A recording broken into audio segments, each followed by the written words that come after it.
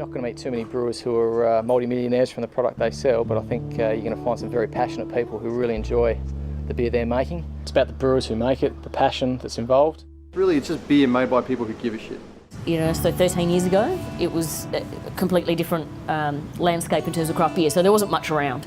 And I had to, what I call stalk various breweries, so Little Creatures, Mountain Goat Squires and Moo, for instance, and convince them that they wanted to send their beer to a fun little pub in the western suburbs of Adelaide. A large part of the Weedy, certainly from my perspective, was a focus on good beer. So I was in the US about 15 years ago, travelling through there, and I tried an Alaskan smoked porter and was blown away by just that beautiful combination of smoke and roast, and, you know, rich and smooth, and I just thought, wow, this stuff's amazing. And it pretty much changed my travelling time in the US, and it became about beer then. I believe the perception has improved vastly. There's a lot more variety out in the marketplace, and just that variety, and with more people drinking craft beer, to me it means that a lot more people are enjoying it. And my first beer would have been a home brew from Grumpy's, and the flavours were so much more than a normal commercial beer. Something I really enjoyed and haven't stopped since.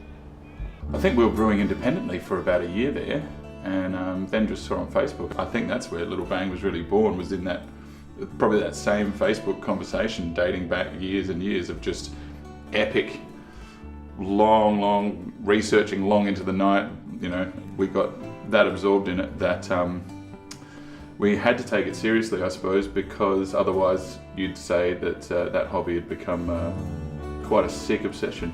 It was open a brewery or couldn't justify go to Alcoholics alcoholism. Anonymous. Yeah. We were brewing beer in Jason's back shed. That's where the Big Shed name comes from. We would go and brew some beer there. We'd have a few beers while we're doing it as well, obviously. But as you go along through the afternoon, you have a few in you, like, you know, we could make beer for a living. We should do this. Because people were enjoying our beers, we were making beers that we thought were pretty good. This idea that we wanted to make a brewery wouldn't go away, it just wouldn't die. We got ourselves a business name. We didn't do much with that. We'd talk about it a lot and talk about ideas, but never got anywhere. It wasn't until Business SA actually got in contact with us and said, your name's about to expire.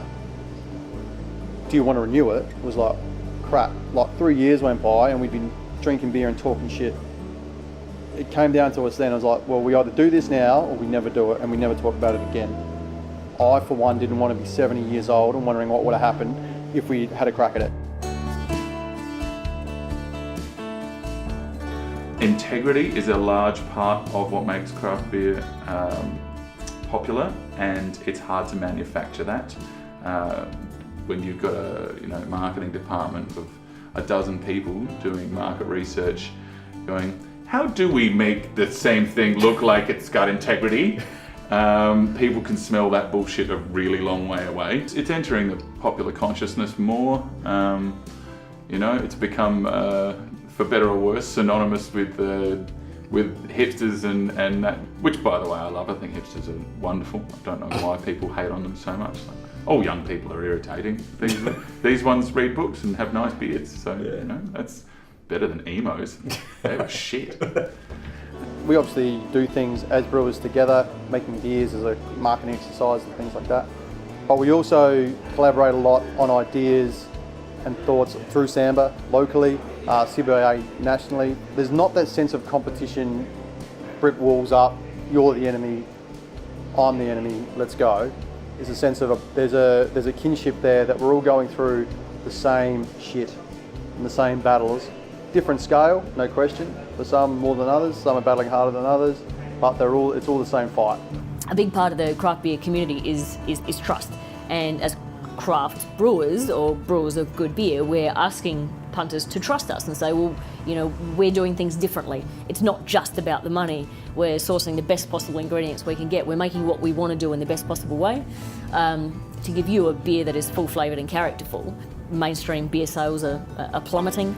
Craft beer sales are heading in the opposite direction, so it's the only area of beer market that's in growth and substantial growth, and arguably will continue to be so for years. So I think they're not so interested in popularity, they're interested in market share. To be honest, if the big brewers are making beers that are more flavourful and people are trying those beers before they try mine, that's cool with me because they've started them on that road. I don't think in the long run though, it's in their interest unless they get behind it for the right reasons. There's no point buying a beer brand and then running it like a big brewery. You need to let it run. The reason it's successful is because it's run like a craft brewery. It's run like a small thing. Overall, they'll continue to make their very well made mass-produced product, which is clean, easy drinking beers generally, and we'll keep doing our thing. If you asked me 2 years ago, would I have a bar full of high-vis wearing workmen on a Friday afternoon, I would have said you're joking me. They're West End drinkers all day, but they're not. Pro brewer, proceed with caution. I mean, it's a lot of fun and a hell of a lot of work. You know, you end up cleaning 70% of the time. You know, it's production, it's manufacturing, it's a business, and there is certainly on our scale a very large hospitality element to it as well. Without sounding stupid or spiritual or whatever, like you regret the things that you don't do a lot more than you regret the things you do. So give it a nudge.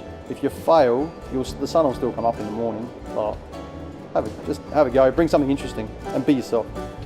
You're not going to get rich quick in this business, that's for sure. Don't see it as a money. So you better be doing it for the love and the alcoholism, not for the money. So, yeah.